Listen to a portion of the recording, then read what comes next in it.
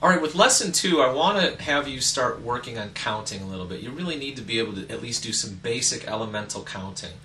If you're trying to play with a friend or play in a band, being able to at least count quarter notes and eighth notes and stuff like that is pretty helpful, if not essential, okay? All right, so let's start out with the basics, quarter notes, all right?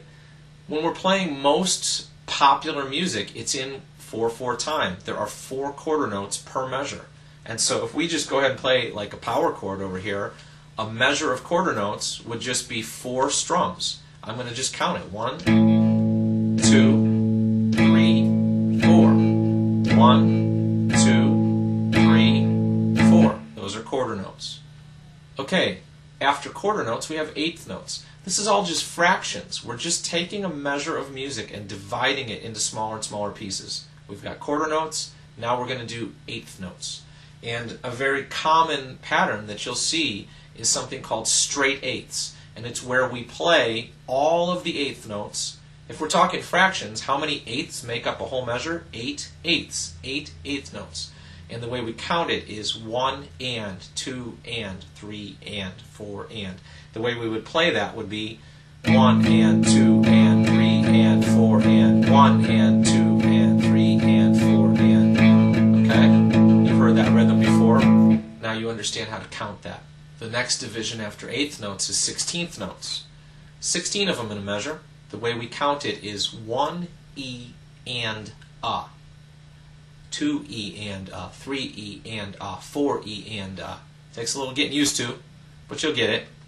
If I were to be playing power chords and trying to play 16th notes, at this point I'm going to have to shift over from playing all down strums like I was able to do with quarter notes and eighth notes, and now all of a sudden I'm going to have to do a bit of a down up. So 1 E and A, 2 E and A, 3 E and A, 4 E and A, 1 E and A, 2 E and A, 3 E and A, 4 E and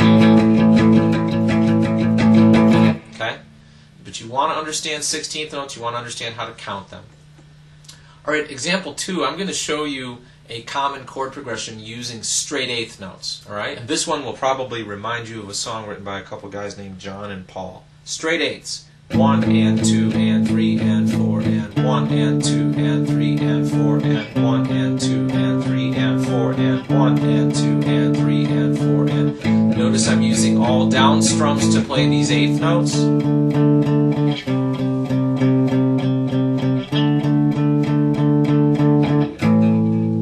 Okay, when you first learn to count, you might need to do it a bit, to be counting while you're playing. But believe me, if you just do that a little bit, eventually it'll just come by feel. You'll just know when you've played 8 of them. You'll just know when you've played a measure. You'll know when you've played 4 measures. You'll get it, but you'll get there a lot quicker if you spend some time doing the counting while you're playing it. All right? It's not hard to do. 1 and 2 and 3 and 4 and. How hard could that be? Go for it.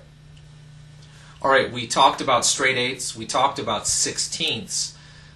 Here's a very common pattern that uses sixteenths, and here's where it becomes important that you understand 16th notes, you understand how to count them, you understand the 1 E and A thing.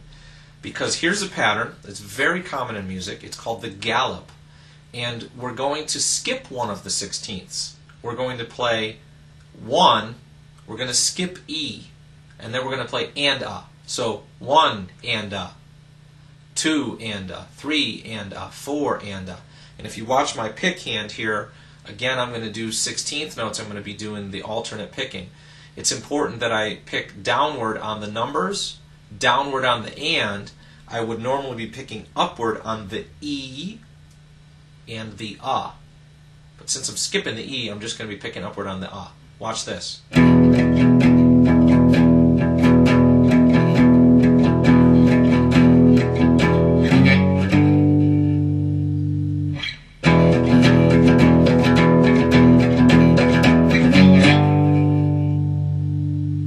You've heard this progression before. But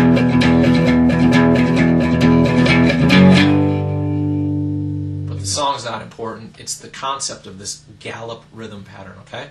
Work on all these. You need the straight eighths. You're going to need it in a lot of songs. You're going to need the gallop in a lot of songs. And then after you're comfortable with those, you're going to end up finding there's a lot of other chord progression rhythm patterns that you're going to understand better because you understand these basics. All right? Work on your counting.